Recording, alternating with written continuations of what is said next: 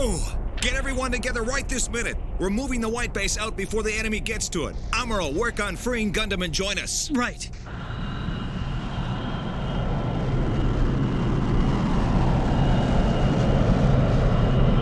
The Magellan is being launched, Commander.